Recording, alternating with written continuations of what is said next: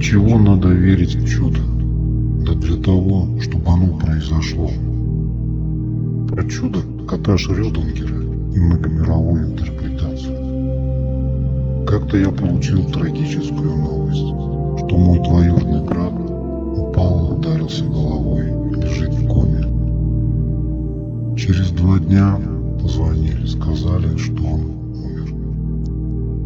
Это было в Питере, я был в 1500 километров от Питера. Мой брат родной и тетя, мать двоюродного брата, собрались завтра идти в ту больницу. Я брату говорю: слушай, никто не видел его мертвым. А если применить мысленный эксперимент про кота Шрёдингера, пусть это и о том, что он одновременно жив и мертв. Но если мы припутаем сюда многомировую интерпретацию, другими словами, когда ящик открывается, Вселенная расщепляется на 2 разные вселенные, в одной из которых наблюдатель смотрит на ящик с мертвым котом, а в другой на живого кота. Ведь вариантов реальности много, и возможностей, что он жив, больше. Могли перепутать с кем-то, и он лежит в палате и ждет вас. Короче говоря, будем считать, что Вселенная расщепилась на 2, и мы выбираем ту, в которой он жив.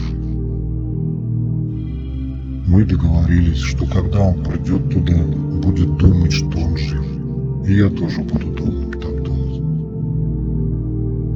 И тут началось самое интересное. Когда они подошли к окошку, назвали фамилию Евдокимов и число, когда умер.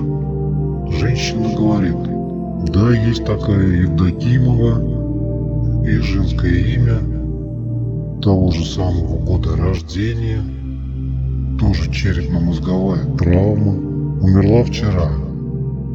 У моего брата был шок. Когда он все это услышал, он не мог сказать ни слова. То есть он понял, что это шанс, причем неоспоримый. Но мать его нашла. Но мать его, наша тетя, начала уточнять. Говорит: да нет же, мужчина Евдокимов. Умер позавчера.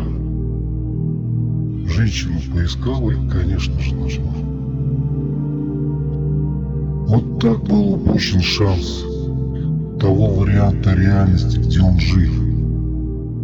Когда мне мой брат рассказал про это, я тоже был в шоке. Говорю: что же вы не пошли искать в списках живых? В какой палате он лежит? Он говорит: да как будто онемел. Ни слова не мог сказать. Все произошло так быстро. Фамилия, год рождения, черепно-мозговая травма и разница в смерти 1 день. Разве это не был шанс? Если ты думаешь, что это совпадение, то вряд ли ты что-нибудь поймешь. Тебе лучше не читать здесь ничего, не слушать, толку для тебя не будет. Слово «совпадение» не должно существовать в лексиконе вообще.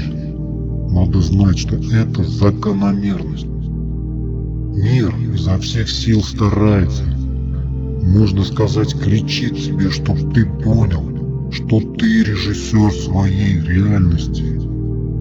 Видеть возможность там, где другие видят безысходность. Когда выключаешь свет в комнате и гаснет свет во всем квартале, даже это не совпадение. Это говорит тебе о твоих возможностях. Верить, не верить не обязательно. Надо просто знать об этой возможности. Пора уже начинать этим пользоваться. Еще один интересный пример. Это уж точно про кота Шрёдингера и многомировую интерпретацию. У меня на работе появился дикий котенок. Никого к себе не подпускал ближе 3 метров. Он вырос и пропал. Его не было целый месяц. Потом появился запах. В электрощитовой. В общем, его убило электричество. Один из наших коллег его выбросил в мусорку, и все. Как-то мы заговорили, что коты живут 9 жизней. Я говорю, значит, это была последняя, 9-я, раз мы его нашли мертвым. Обычно они пропадают и все, уходят. И что вы думаете? Прошел еще месяц, и он пришел живой. Я увидел его первым. Я сразу же пошел рассказывать. Все мои коллеги, правда, собирались домой. Я говорю, пошлите, посмотрите, он там сидит. Им не захотелось идти, говорят, завтра посмотрим. И они разъехались по домам. Я побоялся, что он убежит опять. И пошел, сфотографировал, записал на видео. Ну уж доказать. Мне никто не поверил. Почему-то он появился только при мне. И как-то мы сидим вместе, прикалываемся. Я им говорю, вы его не видите, потому что не верите в его воскрешение.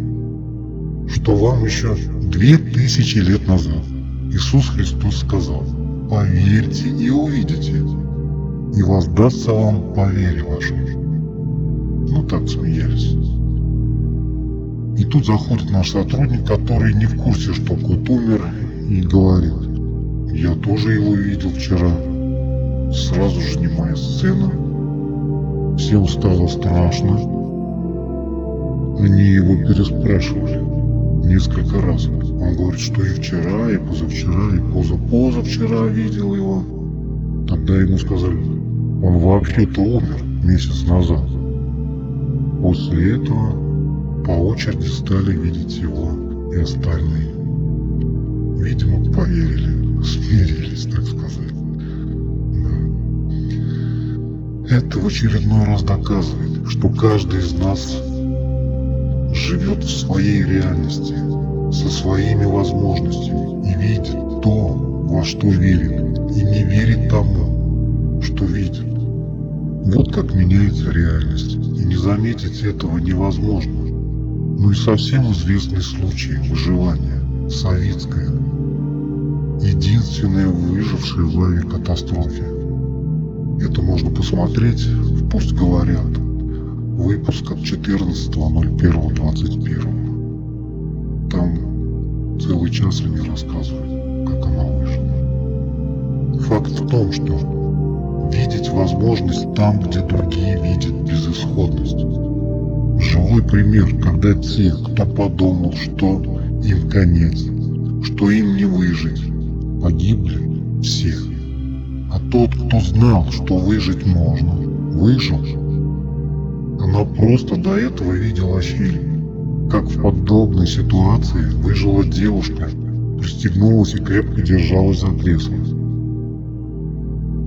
Шанс выжить есть только у того, кто стремится выжить.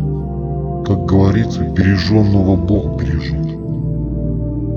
Если ты скажешь, что надо быть дураком, так думай, что с такой высоты упасть и можно выжить. Да, есть случаи, когда дурак тот, кто не дурак.